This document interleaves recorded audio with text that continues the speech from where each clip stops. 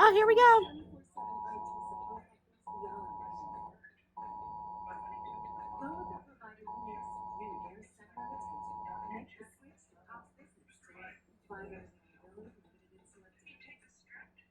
This is a test of the National Wireless Emergency Alert System. The purpose is to maintain and improve alert and warning capabilities at the federal, state, local, tribal, and territorial levels and to evaluate the nation's public alert and warning capabilities. No action is required by the public. Okay. January, you pretend to see life clearly. February is the time that you put the evil eye and the pride aside for the finish. This is it.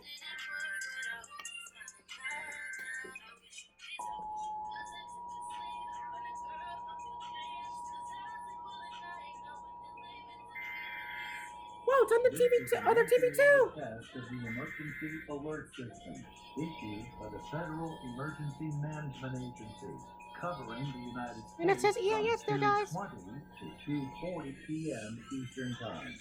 This is only a test. No action is required by the public.